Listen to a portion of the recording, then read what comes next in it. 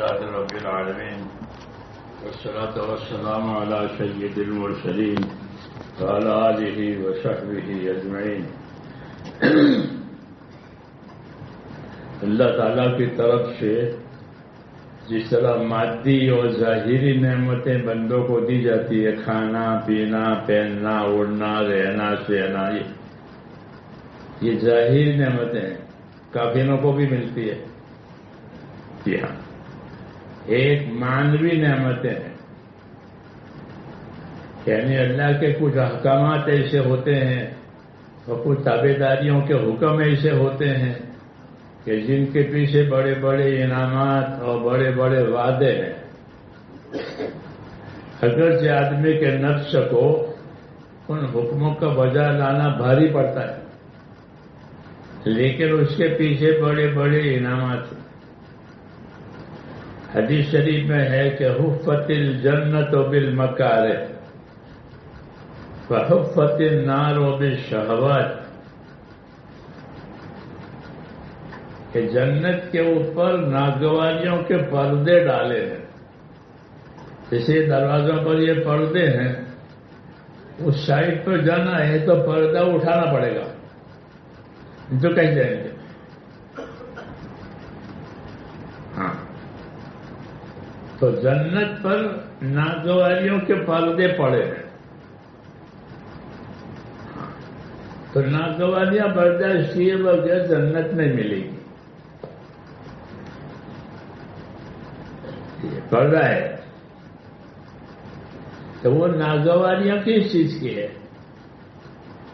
کہ وہ اللہ کے حکموں کے ادا کرنے کی ہے۔ ہاں، کہ اللہ کے حکموں کے ادا کرنے میں آدمی کے نفس پر ناگواری آتی ہے۔ مثلا صبح کی اذان بھی ہوئی ہے اور صبح میں نیند بھی میٹھی آتی ہے۔ ہاں، صبح کی نیند میٹھی اور ادھر نیند اور ادھر اذان بھی ہوئی ہے، تو مقابلہ پڑا ہے آدمی کی راحت میں اور عبادت کے تقاضے میں۔ ایک طرف عبادت کا تقاضا ہے، ایک طرف راحت ہے کہ سوتے رہیں گے تو راحت ہو جائے گی اور جاگیں گے تو عبادت کا جو تقاضا ہے وہ پورا ہو جائے گا۔ تو اس طرح مقابلہ ڈالا جاتا ہے، اس کو امتحان اور ابتلا کہتے ہیں۔ ہاں، کہ اس دنیا میں اللہ تعالیٰ بندوں پر امتحان اور ابتلا ڈالتے ہیں کہ یہ بھی ہے اور یہ بھی ہے۔ ہاں، یہ نماز بھی ہے اور آرام بھی ہے، دونوں ہیں۔ تو پھر کیا کیا جائے گا کہ اللہ کے حکم کو پورا کیا جائے گا اور آرام کو قربان کیا جائے گا۔ اس کا نام ہے عبادت اور بندگی۔ ہاں، کہ اپنا آرام تھا وہ چھوڑ دیا اور حکم تھا وہ پورا ہو گیا۔ ہاں، کہ یہی چیز مطلوب ہے۔ اسی کا نام ہے کہ جنت پر ناگواریوں کے پردے ہیں۔ ہاں، کہ یہ ناگواری برداشت کرے تو پھر جنت میں جا رہے۔ کہ جو آدمی صبح کی نماز پڑھے اس کو کیا ملے گا؟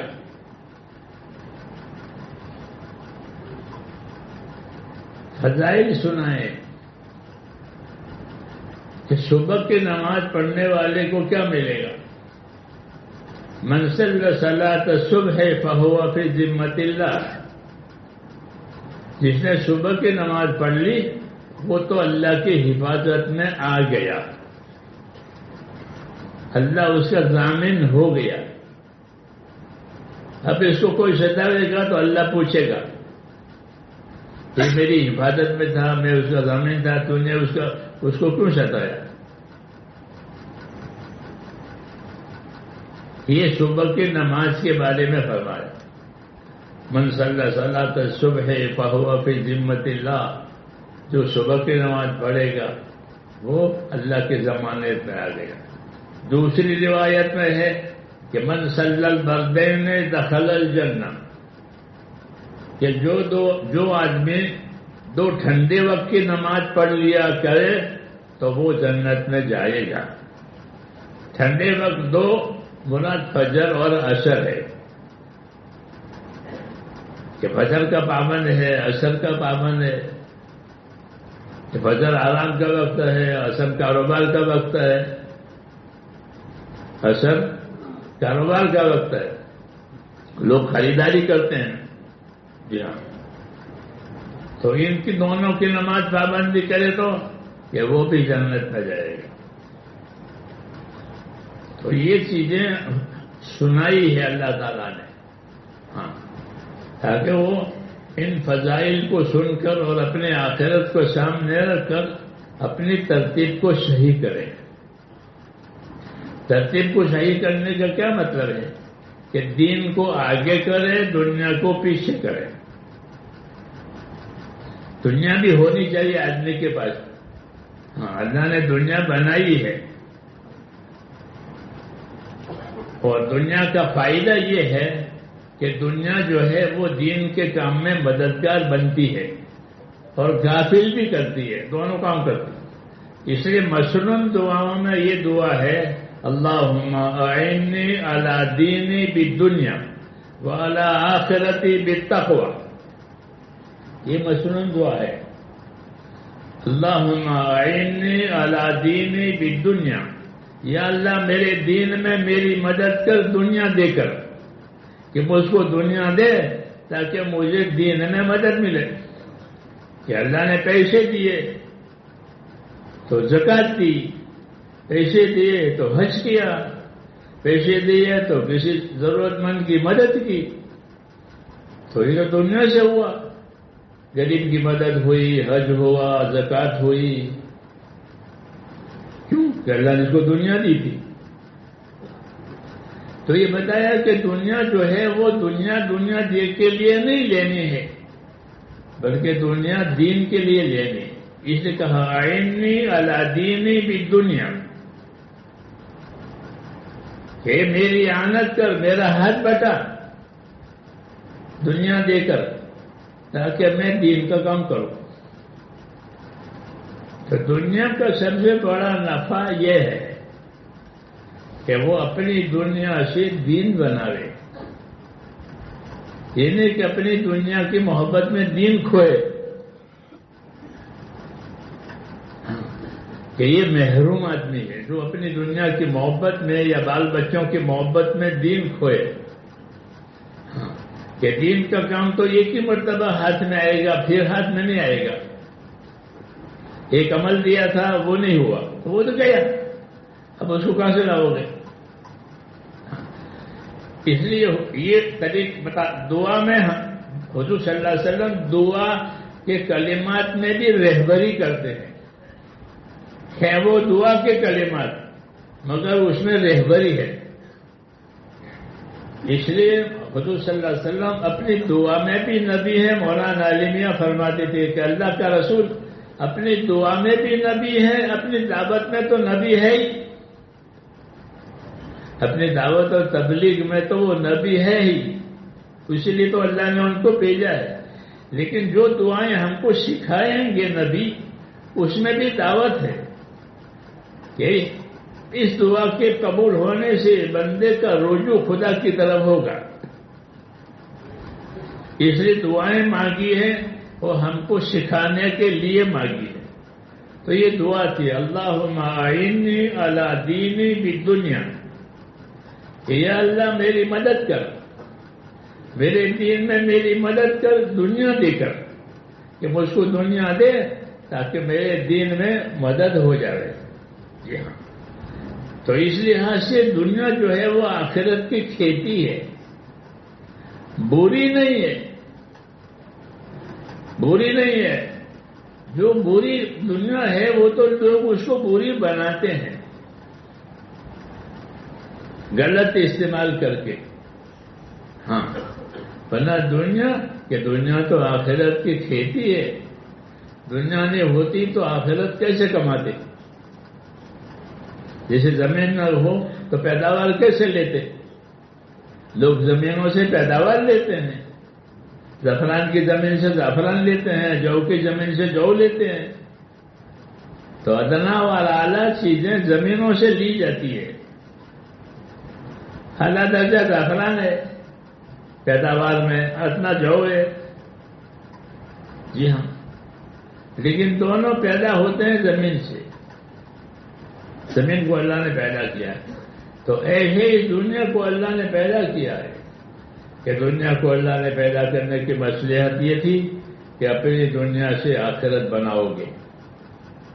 فابتغِ فیما آتاک اللہ الدار الآخرہ، تو اس کو اللہ نے جو دنیا دی ہے اس سے اپنی آخرت بنا لے۔ تو دنیا سے آخرت بنے گی کیسے؟ تو اس کے لیے اللہ نے نبیوں کو بھیجا ہے تاکہ لوگوں کو دنیا سے آخرت بنانے کی تعلیم دے۔ دنیا سے بنانے کے تو بہت راستے ہیں۔ کھیتی کرے گا تو دنیا بن جائے گی، مزدوری کرے گا تو دنیا بن جائے گی، حکومت کرے گا تو دنیا بن جائے گی، چوری کرے گا تو بھی دنیا ملے گی۔ ہاں، ملتی نہیں ملتی چوروں کو، ڈاکوؤں کو۔ یہ نہیں کہ دنیا حاصل کرنے کا اچھا طریقہ، جی ہاں، اس کی وجہ یہ ہے کہ دنیا کو اللہ نے ایک تو آخرت کی کھیتی بنایا ہے، دوسرا کہ دنیا کو اللہ تعالیٰ نے حقوق کی جگہ بنایا ہے۔ یہ دنیا حقوق کی جگہ ہے کہ یہاں حقوق آئیں گے، حقوق ادا کرنے پڑیں گے۔ ہاں، اس لیے نبی آتا ہے تاکہ وہ ہر لائن کی چیز بتاوے۔ پہلے زمانے میں جو انبیاء آتے تھے وہ خاص لوگوں کے پاس آتے تھے جن کی کوئی خصوصیت ہوتی تھی اور اس خصوصیت میں وہ بگڑتے تھے، تو ان بگاڑ سے بچانے کے لیے نبی آتا۔ مثلا نوح علیہ السلام آئے آدم علیہ السلام کے بعد 1000 سال کے بعد، تو وہ ایک قوم میں آئے۔ وہ قوم بڑی تعداد میں تھی، میجورٹی ان کی تھی، کثرت اور زیادتی۔ ہاں، کیونکہ 1000 سال آدم علیہ السلام کو ہو گئے تھے تو پھیلی تھی اولاد۔ ہاں، تو اولاد بھی پھیلی اور ان کے اندر گمراہی بھی پھیلی کہ وہ مشرک ہو گئے۔ حالانکہ اسلام میں شرک کی کوئی جگہ نہیں ہے، کیونکہ کوئی دوسرا اللہ کا شریک ہے ہی نہیں، پھر کیسے شریک کریں گے؟ جی ہاں، اللہ کے جیسا کوئی ہے ہی نہیں۔ لیکن انہوں نے اپنے بزرگوں کی تصویروں کو بنا کر کے وہ شرک کرنا شروع کر دیا، صورتوں کو دیکھتے تھے۔ تو پھر ان کے اصلاح کے لیے ضرورت پڑی تو اللہ تعالیٰ نے نوح علیہ السلام کو بھیجا تھا، تو وہ بڑی تعداد میں تھے۔ ہاں، اسے نبی آتا تھا جب وہ بات بگڑ جاتی تھی، اور پھر ان کو صحیح لوگ پر لاتے تھے کہ ان کا تعلق اللہ تعالیٰ سے ہو جائے، اور جن چیزوں میں وہ پھنسے ہیں ان سے وہ نکل جائے۔ ہاں، جس طرح ہر زمانے میں کوئی نہ کوئی علت پیدا ہو گئی تو اس کے لیے نبی آیا، اور آ کر کے انہوں نے اصلاح کی۔ پھر جو نبی کے ساتھ رہے، پابند رہے، وہ کامیاب رہے، اور جنہوں نے نبی کی پابندی نہیں کی وہ ہلاک ہو گئے۔ یہ طریقہ تھا کہ جو پابند رہے ان کی نجات ہو گئی، اور جو نہیں پابند ہیں ان کو ہلاک ہو۔ یہ سلسلہ رہا تھا۔ لیکن کسی بھی زمانے میں اللہ تعالیٰ نے کفر کی، شرک کی اجازت نہیں دی، بلکہ ایک اللہ کو ماننا، ایک تابعداری میں رہنا، اطاعت کرنا، یہ رہا۔ یہی سبق ہے اصلی کہ زندگی اللہ تعالیٰ کے حکموں کے مطابق گزرے۔ ہاں، عبادت کے لیے پیدا کر کے ہم کو شرف بخشا ہے اللہ نے۔ اللہ عبادت کا محتاج نہیں ہے، لیکن عبادت کی وجہ سے ان کو شرف ملے گا، ان کو عزت ملے گی، ان کو کامیابی ملے گی۔ اس لیے عبادت کی دعوت دی ہے، عبادت کی تعلیم دی ہے، اور وہی زندگی کا اصلی مقصد ہے۔ مقصد حیات اور ضرورت حیات، ان دونوں میں فرق ہے۔ جی ہاں، ایک تو ضرورت حیات ہے، زندگی ضرورت ہے، کھانا پینا وغیرہ، اور ایک مقصد حیات ہے کہ پیدا کیوں کیا ہے۔ ہاں، تو پیدا کیا ہے عبادت کے لیے، ایک ہی مقصد ہے، اور اندر عبادت کی طاقت بھی رکھی ہے، اندر عبادت کی طاقت بھی رکھی ہے۔ اگر اس کو باہر کا ماحول نہ بگاڑے تو یہ اللہ کی تابعداری اور عبادت سے زندگی گزارے، لیکن اس کو بگاڑتے ہیں۔ حدیث شریف میں ہے کہ ہر بچہ اسلام کی فطرت پر پیدا ہوتا ہے، پھر اس کے ماں باپ اس کو بگاڑتے ہیں، یہودی بناتے ہیں، نصرانی بناتے ہیں، اور کیا کیا بناتے ہیں۔ وہ یہودی نصرانی نہیں پیدا ہوا ہے، اس کے اندر تو اللہ کی بات ماننے کی صلاحیت رکھی ہے، جس طرح ہر دانے میں اگنے کی صلاحیت ہوتی ہے۔ دانا ہماری خوراک بھی بنتا ہے، اور زمین میں ڈالو تو اگ بھی جائے گا۔ دونوں تاثیر دانے میں، کھاؤ تو خوراک بنے، زمین میں ڈالو تو کھیتی بنے۔ جی ہاں، تو ایسے ہی انسانوں میں بھی، جی ہاں، کہ وہ ان کو باہر کا ماحول نہ بگاڑے، تو وہ اللہ کی عبادت ہی کرے، دوسرا کام نہ کرے۔ ہاں، ایسا اللہ نے اس کو پیدا کیا ہے، لیکن وہ ماحول کی وجہ سے جو بگڑ جاتے ہیں تو پھر ان کو دعوت دی جاتی ہے، نبیوں کے ذریعے سے فائدہ بتایا جاتا ہے، فضیلت بتائی جاتی ہے، آخرت اور دنیا میں کیا نفع نقصان ہے وہ بتایا جاتا ہے۔ وہی اصل ہے، اس کے ذریعے سے زندگی کا رخ اللہ کی طرف آتا ہے، اور وہی اصل ہے کہ دلوں کا رخ اللہ کی طرف ہو جائے۔ وَأَنِيبُوا إِلَىٰ رَبِّكُمْ، انابت، کہ انابت کرو اللہ کی طرف۔ تو انابت سے کیا مراد ہے؟ کہ انابت کا مطلب یہ ہے کہ دلوں کا رخ اللہ کی طرف ہو جائے، اس کو انابت کہتے ہیں۔ جی ہاں، کہ دلوں کا رخ اللہ کی طرف ہو گیا۔ ظاہر بات ہے کہ دل جس طرف جائے گا آدمی اسی طرف جائے گا، دل اصل ہے۔ تو انابت کی دعوت دی ہے کہ اپنے دلوں کا رخ اللہ کی طرف کرو۔ تو دل اندر ہے، دوسرا حکم دیا کہ وَأَنِيبُوا إِلَىٰ رَبِّكُمْ وَأَسْلِمُوا لَهُ۔ اسی طرح ہے نا کہ اپنا دلوں کا رخ اللہ کی طرف کرو، وَأَسْلِمُوا لَهُ، اور اوپر سے بھی تابعدار رہو۔ دلوں کا رخ بھی اللہ کی طرف ہو اور اوپر سے بھی تابعدار رہے۔ ہاں، تمام بدن، تمام اعضاء، جوارح، یہ بھی تابع رہے۔ یہ ہے دعوت کہ دلوں کا رخ بھی اللہ کی طرف ہو، کہ اللہ کو اللہ جانے اور اسی تعلق پیدا کرے، اور اوپر سے ان تعلق کی علامتیں ہیں۔ تو ان تعلق کی علامتوں کے طور پر اللہ نے عبادتیں قائم کی ہے، نماز، روزہ، زکوٰۃ، حج، ذکر، تلاوت، یہ اوپر کی علامتیں ہیں ایمان کے ساتھ۔ ہاں، کہ اللہ کو اللہ مان کر پھر یہ کام کرے تو اس کے ایمان میں قوت آتی ہے۔ ایمان کے ساتھ جب اعمال جڑتے ہیں تو اس میں قوت آتی ہے ایمان میں۔ ہاں، اور ایمان کی قوت سے ہی آدمی دین پر چلے گا۔ اگر اسے ایمان میں قوت نہیں ہے تو وہ اپنے دین پر نہیں چل پائے گا۔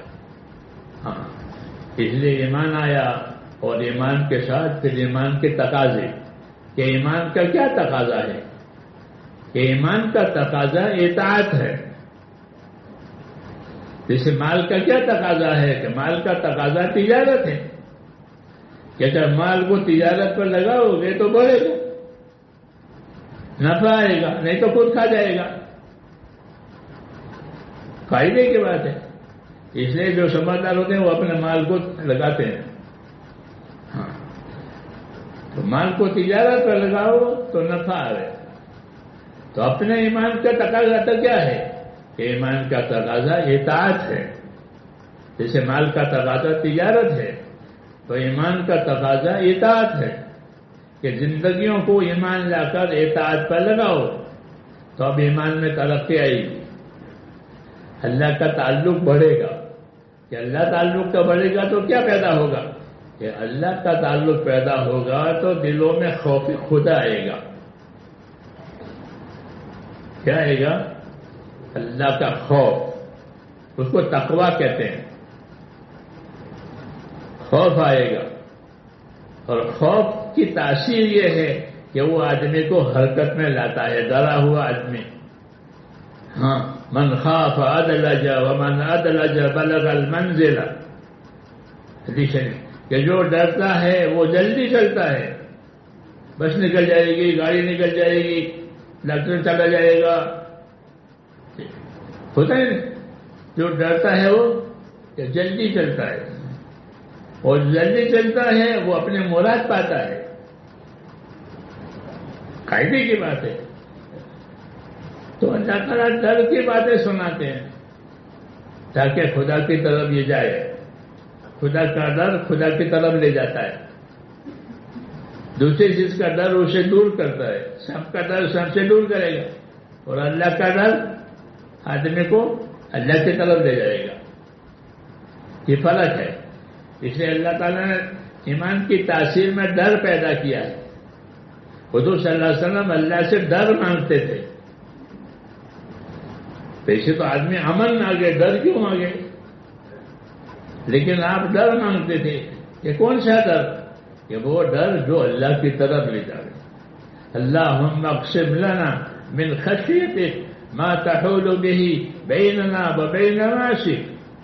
اللہ مجھے اپنا ڈر اتنا دے کہ تیرے ڈر کی وجہ سے میں معصیت اور گناہ کی طرف نہ جا سکوں. جیسے شام کا ڈر ہوتا ہے تو آدمی شام کی طرف نہیں جاتا. تو مجھے اپنا ڈر دے تاکہ یہ تیرا ڈر میرے اور گناہ کے درمیان میں آڑ ہو جائے اور میں گناہ کے پاس نہ جاؤں. اتنا ڈر ہونا ضروری ہے کہ جو اس کو گناہ سے بچائے.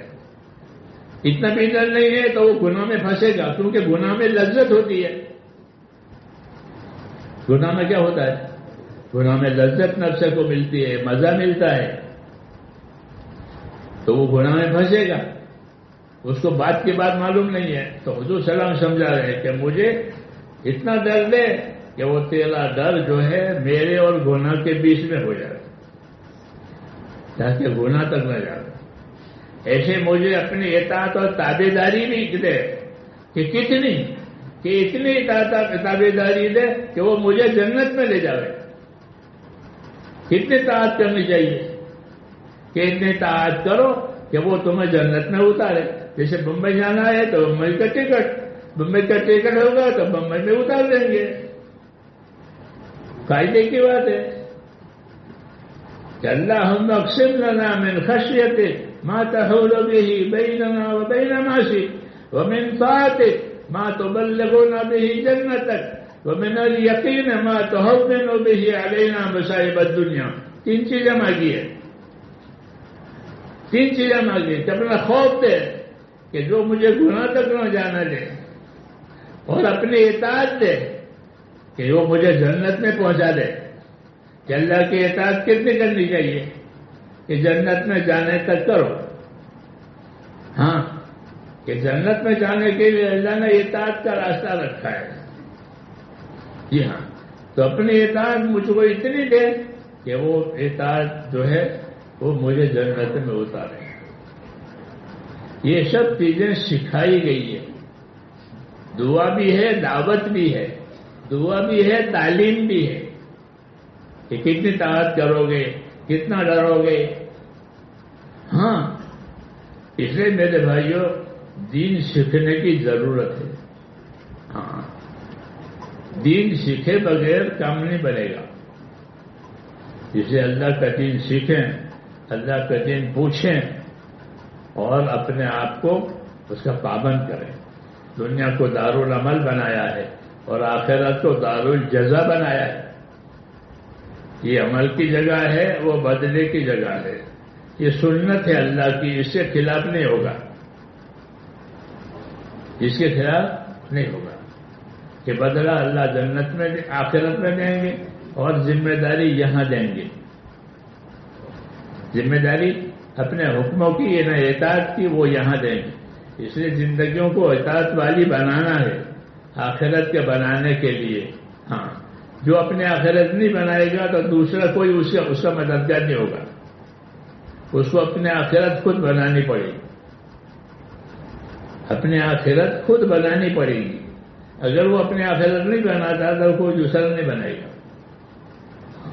آخرت کا مسئلہ ایسا ہے کہ اپنے آخرت بناؤ. اگر تم نہیں بناؤ گے تو کوئی دوسرا نہیں بنائے گا.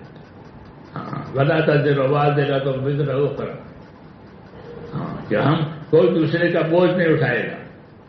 آخرت بربادی ہے تو کوئی دوسرا مددگار نہیں آئے گا بوجھ اٹھانے کے لیے. ہاں خود ہی کرنا پڑے گا. اس نے کہا کہ بناتا دیر آواز دے تو بزر ہو کر. اس لیے اللہ تعالیٰ اپنی بات صاف صاف بتاتے تھے. اللہ تعالیٰ ہم کو عمل کی توفیق عطا کرتا ہے.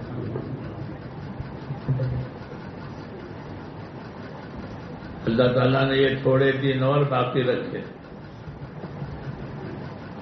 اس لیے دعا بھی مانگے. اللہم سلمنا لرمضان وسلم رمضان لنا وسلمہ لنا متقبلا. یہ دعا ہے کہ ہم کو رمضان کے لیے سلامت رکھ.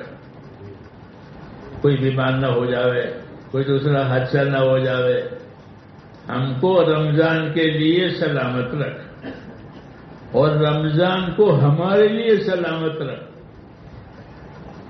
ہاں کہ رمضان بھی ہمارے لیے سلامت رہے. بہت سال ہو گئے مراد آباد میں طوفان ہوا. مراد آباد میں نے پہلے ہی کہا تھا تو رمضان بگڑ گیا. ملک شہر میں طوفان ہو گیا. تو رمضان کے ایسا کوئی چیز ہو جاتی ہے تو پھر رمضان میں وہ بات بگڑ جاتی ہے. تو کہ رمضان بھی صحیح رہے اور ہم بھی صحیح رہیں.